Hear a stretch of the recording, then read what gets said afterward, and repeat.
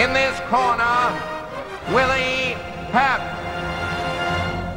Spaghetti and meatballs killed more Italians than all the wars.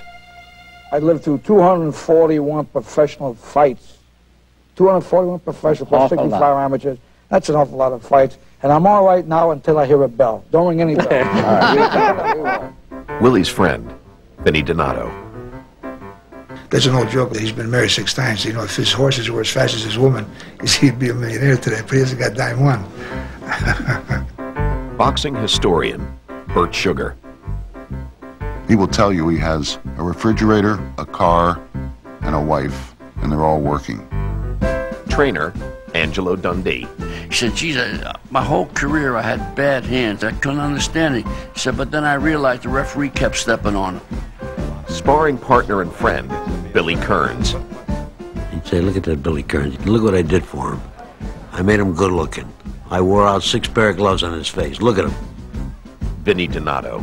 Tells a story about his wives. He says they're all good housekeepers. After the divorce, they all kept the houses. Willie's son, Billy Papaleo. So one time in the corner, the guy's saying, I want to fight Willie Pep.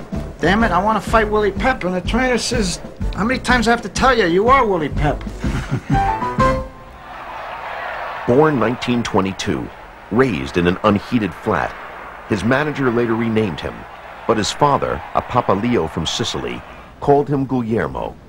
It was on the streets of Hartford that the small boy discovered his grit, shining shoes and standing up to bullies. Vinny Donato. One day, he gets to the corner, and this other kid was there. So Willie says, I've been here for going on 2 years now, this is my corner. So the kid takes off, he comes back with this big, tall, black kid, and he pushed Willie, you know. So he gave him a shot, and he really hit him right in the chest, so he knocked his wind out. So Willie went down, and the kid started walking away. Willie says, wait a minute, we're not through yet. He says, give me a chance to get my breath. So he got his breath and proceeded to give the guy shaving a haircut. And he got his corner back. And from then on, nobody else took his corner. His youth he spent in the gym, losing just 3 of 70 fights as an amateur. A legend accounted for one of those defeats, Billy Papaleo. They were in Norwich, Connecticut, and a carload of kids come up from Harlem. So as the evening wore on, there was 2 guys left in the dressing room. So Willie asked his corner guy, who's that guy fighting? He says, well, he's fighting you. He's fighting me. The guy was damn near 6 foot tall. Willie at the time weighed 105 pounds. I think the other guy weighed almost 130. So they said, well, Willie, if he was any good, he wouldn't be fighting you. Turns out to be Sugar Ray Robinson. And Ray made a crack to my grandfather after the fight. He says, keep an eye on your boy. He's going to go places. Who would have ever thought? Both of them went places. Highly skilled, Pep was also well-schooled in cheap tricks by manager Lou Pascuzzi and trainer Bill Gore, who advocated a butt in a clinch and a foot on the toes.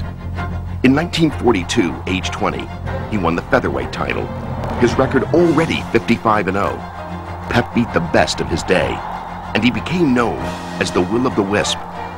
The words of writer Anthony Marenghi. He was poetry and rhythm, dancing and boxing pumps. His artistry challenged vision. He was unbelievable. Boxing historian Hank Kaplan. He had the most educated feet. He could parry punches. He could spin fighters away from him. He could bob and weave. He could slip punches. He had phenomenal speed. Billy Papaleo. Like some of the old-time trainers used to say, you couldn't hit him in the ass with a handful of rice. He was quick. There wasn't anything that Willie Pep couldn't do. And Pep was at the peak of his powers fighting Jackie Graves in 1946. Bert Sugar. Before the fight, Pep had told all the ringside writers, watch me in the 3rd round. I'm going to win the round. And I'm not going to throw a punch. And guess what? He'd move in, he'd fake a punch, he'd grab him, he'd spin him.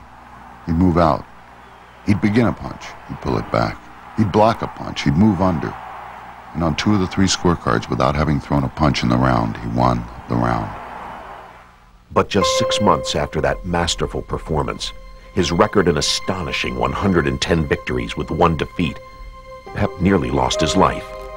It was January 8th, 1947. Lou Viscusi's wife, Nellie. Willie had been to Florida, and he was on his way back, and they ran into a snowstorm in Jersey, and the plane went down, and at the time, Willie was asleep, and there was a number heard. 3 died, 18 were injured. Willie Papaleo. So when the rescue workers were taking people out of the plane, they happened to notice one was Willie. So a guy says to his partner, "That's Willie Pep, he's the champ." And the other guy says, "Well, it looks like he'll never fight again." And those words cut through him like a knife. But 5 months from the day of the accident, he was back in the ring and fighting. And there were doctors at ringside shaking their head, they didn't believe it. And he passed up a $500,000 settlement in order to fight again. He had been placed in a body cast, and the insurance policy would have paid up if the plane crash had resulted in the loss of his livelihood.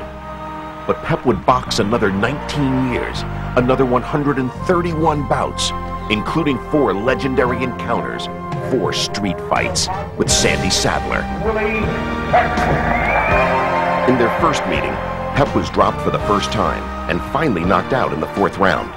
Some said he was finished. 3 months later, February 1949, 15 vicious rounds, but he took back the featherweight title. Sadler won the next 2, but Pep's courage was already burnished in many minds. Burnt sugar. It was outside of maybe Ben Hogan, the most unbelievable comeback from injury in the history of sports. Retiring in 1966 after a 26-year career, he had 230 victories, the most in boxing history.